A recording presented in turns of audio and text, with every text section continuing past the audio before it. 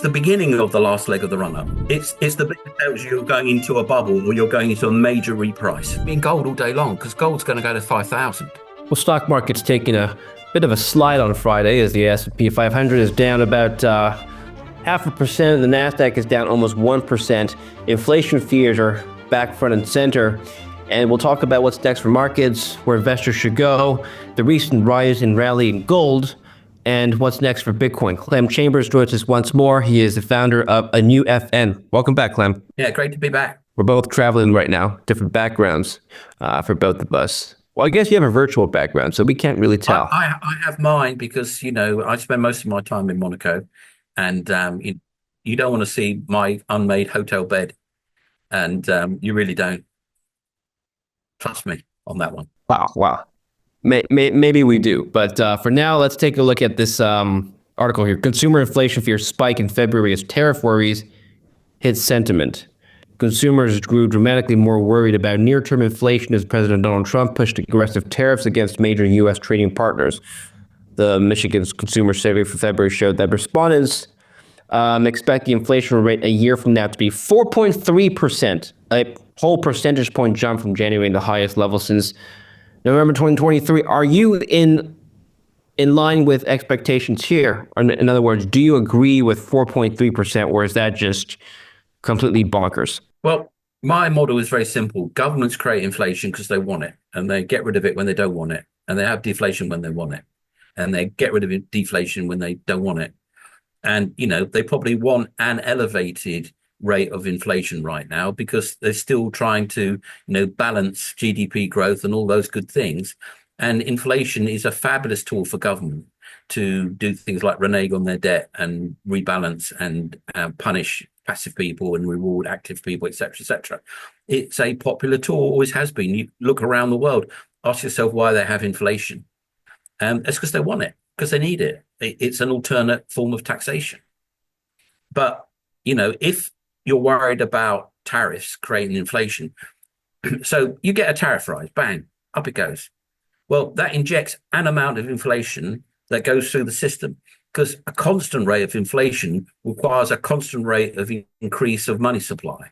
Yeah, because if you print 10% more money, you'll get 10% inflation over a period, and it'll go back to zero again. You have to keep making more money than there is demand for money to make inflation. So it's not you just don't pull one lever, print a dollar bill, and you get X amount of inflation forever. You just get blip, right? So if you have a blip because Donald Trump puts 100% import duties on everything, you go bang, loads of inflation, it goes away again.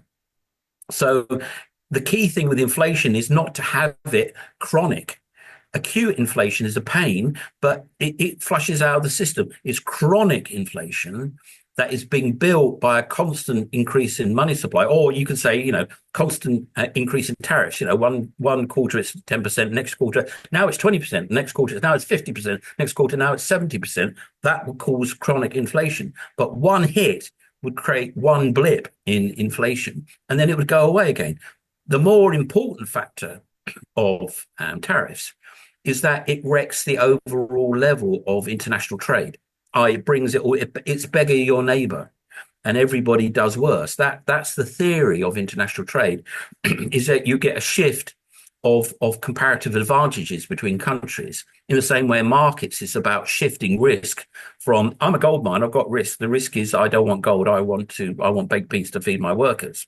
So, somebody gives you baked beans for gold. That's trade. I need baked beans, you need gold.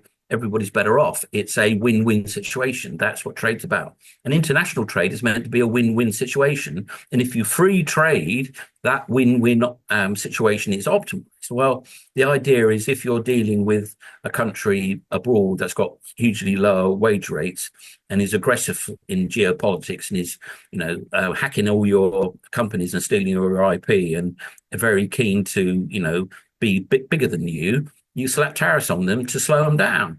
And that's a geopolitical thing, not an economic thing. It's actually economic warfare. Well, as we all know, war always ends in tears. And it's not good for anybody, really. It'd be better if everyone could just be friends and get on with being cooperative. And so the tariff thing is potentially damaging for the world economy, and that's terrible news. And that's a bigger threat, way, way bigger threat than whatever inflation it project. War ends in tears for the loser, not the victor. Oh, Who's you going to come reckon? out top of all this, you think? Everybody loses in war. I mean, Britain won 2 world wars, and they got walls full of names of people that died young and would have been had wonderfully productive lives and done great things for everybody. So war is bad for everybody. War is a terrible thing. And people forget because they haven't been around. Most people have not seen what the real impact of that is because they weren't born then. And even their parents weren't born then. And even their parents weren't born then. So they forget just how incredibly awful that is because they live in a bubble of peace. But, that's people should not forget the absolute devastation, even of old fashioned wars, which didn't run at anywhere near the level that the sort of modern war would be. Okay. Clem, what happens to markets if inflation does rise above 4% again in a year from now? Well, not a lot. I mean, there's creeping inflation, which is, 2 to 3%. And, that's considered to be, 2% is considered to be beneficial. Anything under that's considered to be bad. And 3%, well, that's unpleasant. 5%, you don't really want it. It's only when it gets to 7 to 8 to 9% or 10% that you're going to have a economic problem long term with the disruption that causes. So, if it blipped up to 4.5% and blipped back down again, it's just a bit of a pain. And, you try to make up for your loss. Well, what are you losing? You're actually losing 3% of your cash balance value, as opposed to 2% of it. And, if you're getting the treasuries are paying something similar, really, you shouldn't really be going down too far. It's really when your returns from investments are significantly less than the inflation rate that you're in trouble. And, if it's grinding away and you're getting 0% in the bank and you're losing 2% to inflation or 1% like the good old days, well, it's chronic and you don't really care, even though it's eating away at you. But if you're getting 4% in the bank and you're actually getting 10% inflation, you're losing 6% of your cash balances in real time. And of course, once inflation starts to muck up your economy, all those marvelous multiples that you see in the stock market, your PEs of 30, they start falling back to 14. So it starts to erode your capital base as well. And then it starts to muck up your economy. So you lose real growth. And then you're in a, potentially death spiral, or you end up like a South American country, really, always on the brink of another economic problem. So the stability of low inflation is the key, because on the stability, you can build up valuations, you can build businesses, you can plan businesses, and everything's hunky-dory. But really, you're not really in trouble, proper trouble, until you're sort of 6, 7, 8%. And so, it's not good, it's not nice, but you can certainly live with 4.5% Well, as long as you're trying to get back down. we don't need to be worried about hedging against high inflation right now with inflation hedges. 4.5% is not high inflation. It's only high inflation if you think 2% is the right number. I understand. And, high inflation is 10%. And, old people like me who lived in the 70s, they'll tell you about high inflation. And that is high inflation. When you go, 13, 14% for a decade, that's high inflation. And there's been many periods in not too distant future when that's been the case, at the end of the Second World War, at the end of the First World War, in the 70s, in the 60s.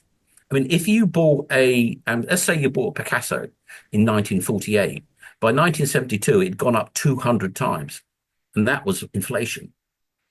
Now, it came out of an environment of deep deflation. Nobody had any money in 1948, apart from the Americans who had it all. So if you wanted to buy a Picasso in Paris, it's simply nobody had any money. Yeah, and you had inflation, so you had the worst of all possible worlds. But 4.5% in comparison with people that were knocking around in 76, they'd say that would have been celebrations. So it's chronic, it's not optimal.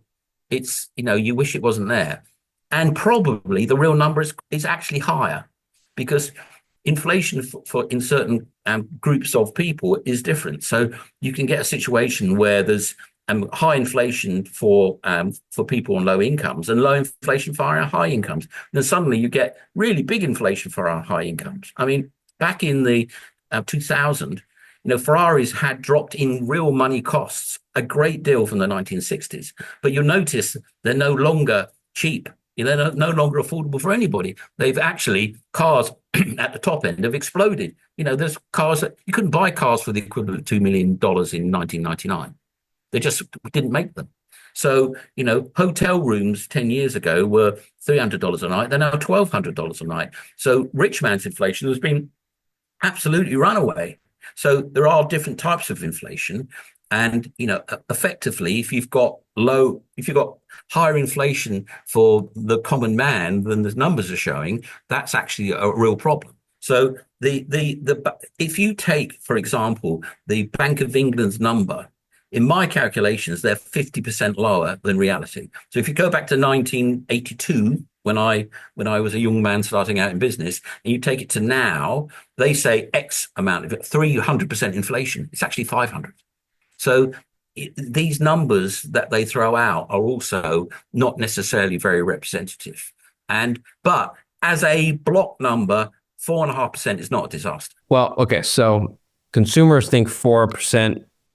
The markets think 2.57% is a 5-year break-even inflation, right? I think 2.57 in 5 years. So anyway, it's not a significant increase from where it was just a couple of months ago. The 10-year yield is something I want to bring your attention to. I had the chart up the whole time. It's been just trending down, and certainly the bond market is now pricing in higher inflation. What's happening with the 10-year? Let's talk about the bond market first. Are you expecting a rally in the long end of the curve this year? Well, okay.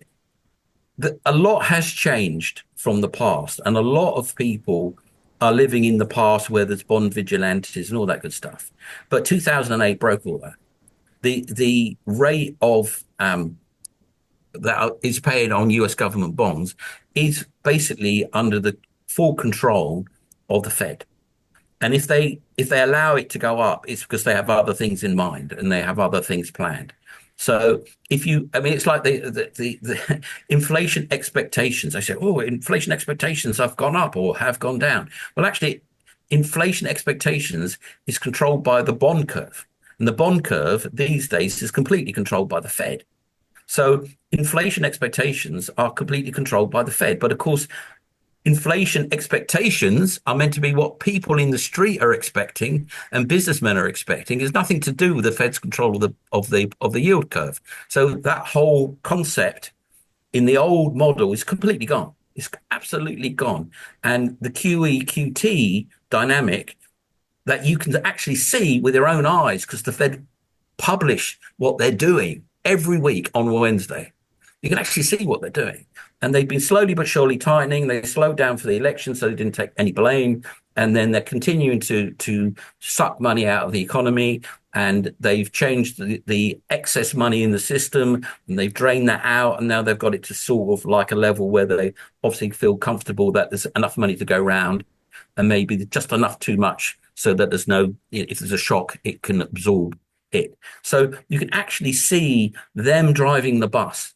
And say 20 years ago, they didn't drive the bus. They stepped in when it was too late and there was a disaster, and they sort of were busy bailing out a sinking ship. Now they try to make sure the ship doesn't get into those sort of almost desperate straits. It's highly curated markets. So you're not dealing with free markets anymore. You're not dealing with things that operate at a market level. They're operating at a regulatorial government level. And that's a very different mechanic. And I'll tell you, there would be no multi-trillion-dollar companies if this wasn't a reality. Well, the gold market is certainly pricing in something. Let's talk about what that something is. Take a look at my here. Sure it is. Gold breaking up new all-time highs. 2863 is today's number. All right, what's happening with gold? When can we see $3,000? That's two different questions, but I'll ask you at the same time. That's a ballistic curve you're looking at there. Yeah, it's up 11% since the beginning of the year, by the way, which is a lot for gold in a short time period. But the key thing to see there is the shape. It's an accelerating ballistic curve. It's a rocket taking off. Well, obviously, if it's Elon Musk rocket, it goes straight up. But you see what I mean? It's accelerating up. all bubbles accelerate up like that. That's such a bullish mark. The bad news is that it represents a sentiment that's really not very nice. Gold is for war. And it's something, there's an acceleration going on there. And what is that acceleration? You see, what happens if, for most of your viewers, they'll be going, what the hell is he talking about? But if you take a Black-Scholes formula, which is really the core valuation metric, and that's what the option markets work on. And, you know, if you want to believe that those equations are not very powerful, go try to beat that system, and you'll lose your shirt pretty damn quick, right? And that's an equation that says these are all the factors that go into a price, right? Now, there's always a lot more factors hanging off that equation, yeah, because markets change, factors that are not important today are important tomorrow. I mean, the whole credit crunch was caused by counterparty risk, and there's nothing in the Black-Scholes about counterparty risk. You can write it in. You can write counterparty risk in and do another valuation. But that was a hidden variable, what I call hidden variable. But when you can see all these variables, but there's a whole load of hidden variables you can't see, the market will push all the risk into the hidden variables that you can't see. And if you want to make money, you better go looking for them, finding them, working out what they mean, working out how that changes the price, and seeing whether the price today is different from your new model. So the hidden variables is what happens, okay? And they get bigger and bigger and bigger and bigger and bigger, boom, bubble, bust, because they take control in the same way as all those crazy derivatives that you hadn't even heard of in 2008 almost blew up the world. They were the hidden variables, okay? Now, when gold does that, that means there's a hidden variable. And what you have to understand is, what is it? I've got my theories. I might be wrong. What did the famous film producer say? You know, I'm not always right, but I'm never wrong. Yeah. Well, tell us your theory. Sorry? Tell us your theory then for the hidden variable. Well, there's a hidden variable there. Something is going on. And when you look at what the Fed's doing, it will, by its very definition of what it's doing, be creating these hidden variables that may or may not be growing and growing and getting out of control. Yeah, just like these derivatives did in 2008. Do we know what this hidden variable is, or by definition we don't because it's hidden? Well, I mean, I think this is actually it's demonstrating an increase in volatility, global volatility, and when uncertainty increases, you've got to hedge it, haven't you? You've got to back something that gives you protection from increasing volatility. Now, the thing about volatility is not a bad thing. In fact, it's a great way to make money. Volatility is what every trader wants. Yeah. But there's some things when you've got volatility that you want to buy because it gives you protection, and gold is protection. And gold is protection from this volatility. And I would say that, I mean, if you look at the current American government, it's either great news or it's catastrophe. And, you know, it's a fairly large amount of people that will say it's catastrophe, and there's a fairly large amount of people that say it's the best thing that's happened in 20 years in America. That is increased volatility. Now, how are you going to hedge that? How are you going to put some money aside to make sure that you've got your rear end covered from if it turns out to be catastrophic? Well, there's really only one place to go, and that's gold, isn't it? So I think what you're seeing is an increase of volatility, or you could say danger, in the world. Gold's the only place you would go? You wouldn't go to treasuries, for example? Well, but not if the danger is America. I mean, okay. It's the international hedge, isn't it? It's the global hedge that has no currency, that has no politics. So it is totally apolitical, governmental. It holds no opinion whether you're an angel or a devil. So, you know, that historically has been its purpose. And, you know, my catchphrase, gold is for war, it encapsulates that. But, you know, war is a metaphor for increasing danger. And does anybody think there is an increasing danger? So it's going to go up. But the point is, it's a ballistic curve. So as far as the market's saying, is that it's an accelerating situation of increasing tension, an accelerating increase in volatility. So it's that acceleration that is the base of a ballistic curve.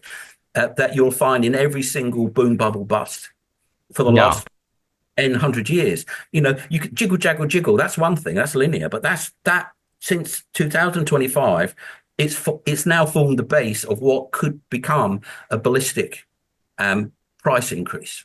And personally, I wish I could. I'm not looking at it. I don't want to see that. I want Hey, a nice price. I don't want to be the richest man at the gates, at the pearly gates. gold just looks like it's following the S&P 500 on the periphery. Take a look at this. I've related with the S&P 500 in the I think purple. the S&P 500 is going sideways and gold is going ballistic. That's what I see. Yeah, but there's an increase in the S&P since its trough in first week of Yeah, January. but you're looking at August last year. I mean, you wasn't Biden even going to be running then? I mean, you've got since Trump's got elected, suddenly gold's going ballistic, and you've got the S&P going sideways, which I think is fortunate because I mean, if people get too frightened, it was going to go south, isn't it? Well, okay. It's good. So There's a balance of optimism there that's keeping the equity markets up, and long may it continue. what is your view on the stock markets? We didn't have a chance to talk about the Nvidia crash of 16% on the day that DeepSeek came out with its news. That was a Monday ago. Let's take a look at the Well, NASDAQ. It's let, doing let, let me first of all talk about Nvidia.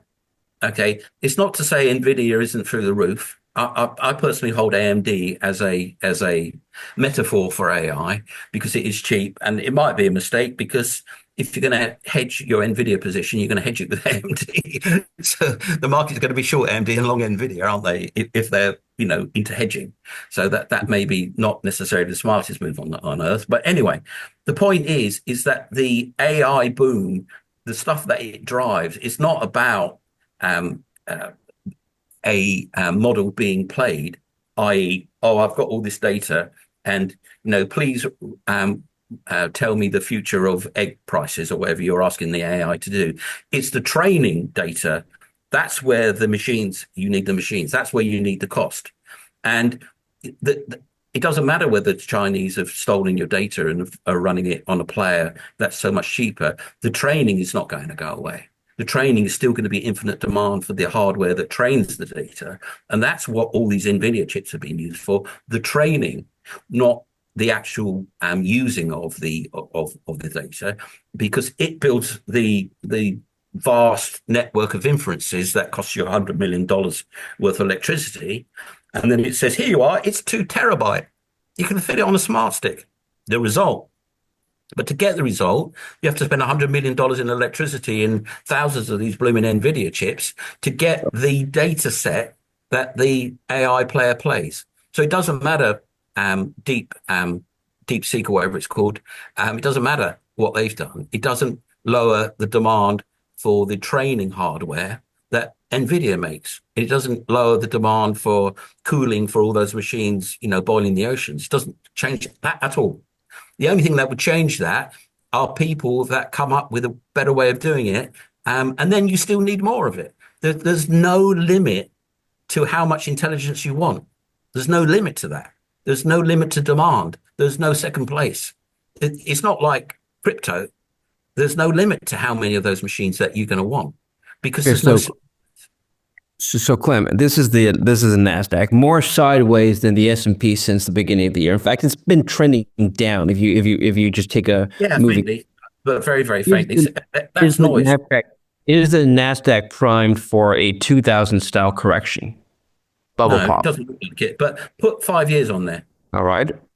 It's a straight line, isn't it? And there's maybe a little bit of a toppy thing, but you've seen that before. It's a straight linear line up. There's no, if you look at gold, there's that power curve. There's that acceleration. Yeah. There's no acceleration there. It's absolutely linear. And my idea is that some time in the next 2 or 3 years, later than sooner, because I always kind of see these things a little bit too early or way too early, there will be an acceleration and there will be a bubble. And then that will tell you it would be doing what gold's doing, which is it will form this suddenly zoom. And that Okay. will tell you that's the end of the run. But we're not in that mode yet. When anything goes like this in an exponential zoom, shape like what gold's doing right now. Is that a buy signal for you? Do you chase that last leg of this run up? No, it's the beginning of the last leg of the run up. So what do It's you the do bit with that an tells you investment? you're You look going at into a gold. bubble or you're going into a major reprice. Yeah, because what happens is it's all about equilibrium. Okay, so you've got a price, and there's buyers and sellers, and buyers and sellers, and buyers and sellers, and it's doing that. It's pure noise. Yeah, it's got equilibrium. Now, if the market is the buyers are a bit uncertain, the sellers are a bit uncertain, it will do that. It will be big volatility. But the more certain they are of the price, the tighter it will go into a range. Yeah, and then somebody will come up and say, "Hey, they've invented anti-gravity machines," and it will reprice. Bang.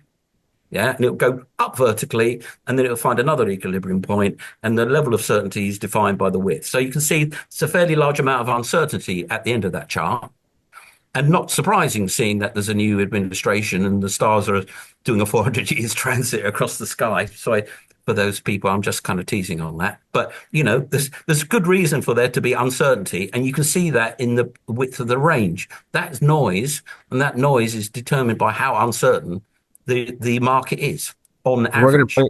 We're gonna play this game. So S&P 500, Nasdaq, or gold. Right now, which would you rather buy into?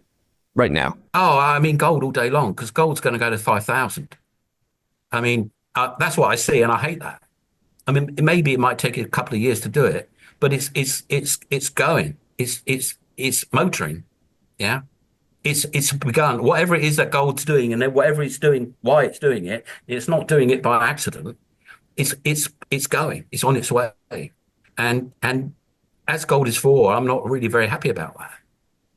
And I really, you trade what you see, not what the market doesn't care what I think. I have to pay attention to it, and I have to watch. Oh, the way you're doing that. What's going on there? Oh dear. If that breaks out, it's going to run. Oh, it breaks out, it runs. I mean, I said that in earlier shows a few months ago. If it breaks out, it'll run. And you can read what I wrote on Forbes about that and on Seeking Alpha, and it's running. Right? Said the same thing about Bitcoin when it did that. Oh, if it goes through there, it's going to run, and it ran. Yeah, it's gone. It's running. Now, why it's running, I don't sit in CGHQ or the NSA. I don't know what's going on in China. I'm not in Taiwan, unlike some people. And, all I see is what the people that see that or worry about that are seeing. Yeah. So it's just telling me what's happening, and the shape of it is look at that. I mean, come on. Because you It's don't look at that. You don't look at that and get scared and say, "All right, this is enough. Let's pull back. Let's sell. Let's short Well, you this." see, I've seen that shape over and over again in the last 30 years. Yeah, I've seen it time and time again. And the reason I can see it is that when I was a child of about 11, I used to watch my father, who's a successful commodity trader, trade those shapes because that's what commodities did in the 70s. They went ballistic, and that's a ballistic. And, there was a reason for that back then. There was the oil shock and all the things that happened there, and the Vietnam War, and all the fact they were printing money like no tomorrow, and they were trying to flush out the World War II economic debts in that period. There's a whole reason for why they did that. But I was sat there watching these things unwrap, and I did all right in the .com because it did it then. And done all right on Bitcoin. I looked at Bitcoin in 2017 and went, oh, it's doing one of them. And he did one of them. Oh, he's doing it again in 20, whatever it was, 2020. He did it again. Oh, look, he's doing it again in 2024. It's the same reason. Yeah, for halvening. There it is again. Gold's Yeah. going at 5,000. What about Bitcoin here? Bitcoin we're not seeing the same parabolic run up right now. In fact, it's been kind of just flatlining and Yeah, trending, exactly. consolidating Yeah, since. I would say that. You see, if you put it back to how you had it, I'm giving you all my secrets here. You've had a ballistic event. So put 5 years on it. It's better to see it 5 years. If you look at it, it's had a parabolic event, and what people are hoping for is the next leg of that. So from 60 to 100, to 100 to 150. Okay, it's just a question of whether you see that as a thing. I'm not completely out of crypto, but I've been lightening up because it feels it feels like it's had its run. Yeah. If you look at the at 2021, it's the same curve, right? Mhm. Now there was a second attempt at a run up later on, but if you go back to 2017, so if you put all on there, I don't know how far your chart goes back, but let's go to all. I don't think it's going to show the entire Bitcoin price history here, Well, then you but can stretch it out close then. enough. So there you go. So you can see it back in 2017. That same old, same old. I would So plot it on a rock scale, but you've told me you don't like that, so I'll not do that. that's rubbish. That is that turns ballistic curves into straight lines, which is if you want to think that everything's a ballistic curve, then please go ahead. But ballistic curves are rare, but when they happen, and you want to be near the bottom of it, and you want to be out near the top. You don't have to get out right at the top. All So right, so if you're looking at those ballistic curves, they're four times they are doublers. Yeah, 20 to 40. All right, went to 60, 60 to or 40 to 100. They're all relatively scalar, right? So but you can see that, and you can zoom in on these and see the shapes, and you can see that they kind of repeat. And yeah, I mean, I don't know. Seeing as I was in at 20, I don't really care about the next last 20. I don't. And yeah, it's toppy. It's toppy. Okay, it's toppy. I don't want to be sat there watching the pixel when I've made my money. I can go home now, buy wine, and forget about it for 4 years. And there's people that are sat there going, it's 2,105. Oh God, it's 99. You know, you get in at the bottom, and when it gets up at the top and it's flashing around, you get out. You don't care. I was taught that when I was a child, and it's still true. So if you look at this curve from 2023, you're starting to see either the beginning of that 2022 to 23 in gold, or if you want to be picky, 24 event. And it's just a question of where the top is. It could be 3,500 on gold, could be five. I hope it's not five. I mean, that will all be sat there biting our nails, worrying about other things if it's going up there. So so gold is for war, but it's on its way. I mean, that's all you need to know. Which way is it going? You don't have to know anything else. we Which don't way is the yet. market going? Is it going up, down, or sideways? It's not going from right to left. Okay. What All you need to know is which way it's going, and that's going up. I don't like Clem. So, what's your top asset for 2025? The rest of 2025, is it gold or is it something else? Well, actually, and this is totally contrarian, I'm absolutely loving the UK. It's been such a terrible market for so long, and the local chancellor has given declared open season for taking over FTSE 100 companies and carrying them off.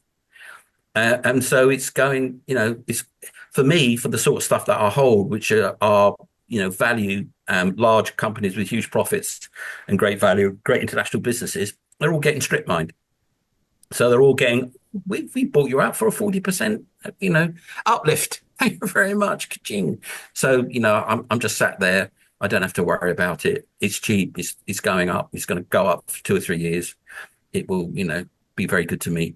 And like gold, I'm just stacking it. I mean, I had a moment of uncertainty last week where I thought I should lever up on this. I should just go out and, grab a couple of bars and stick it in gold and ride it. But I don't like leverage, and I don't like stocks because I mean, if you look at gold stocks, they don't blooming track gold. I don't like that. I don't like that at all. I want something that I can rely on, that I can sleep at night. I can come back in a year and go, oh yeah, I did okay with that. Yeah, yeah, thank you very much. Thank you. You should always be able to sleep at night with your investments. You should always try to make sure your counterparties aren't going to say, oh, yeah, you made a load of money. Sorry, but bye. No, no, you didn't really make that. No, no, no. Technicalities. So, you need good suppliers. You need a sensible environment. You need, the right balance of position for your psychology. And you need to sit back and just count your money. And for me, is the UK and gold.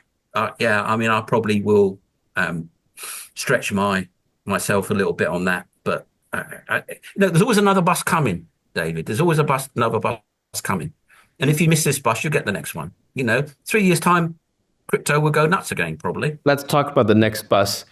another time. But that was a great update. Thanks, Clem. Appreciate it. And I know you're traveling, but give us a little synopsis of the presentation you're about to make at your next conference. You're talking about startups, hey? This is a different conversation than what we're used to having.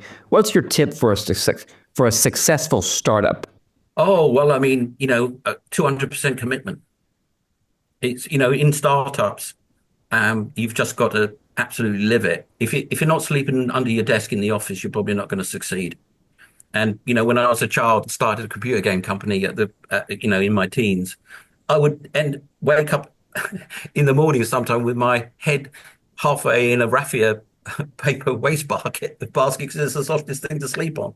And in a startup environment, it's all about commitment and what kind of commitment and how you're going to commit and avoiding the pitfalls and going all in, because it's a much easier world now, because if you can actually raise venture money, you do actually have more than your bootstraps to pull yourself up with. But you kind of need to have the ability to do it with the bootstraps, because in the end, a successful business is more about the people than it is about anything else.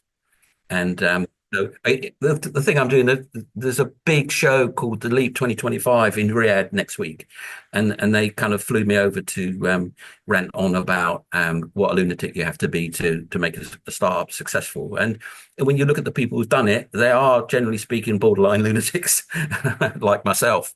There is a way of doing it. I mean, I did 101 ways to pick stock market winners, which is in the same kind of area of lots of simple rules to that you should refer to when you're in doubt in these things. And that gives me 20 seconds to talk about each one of them in this presentation, and it can be done.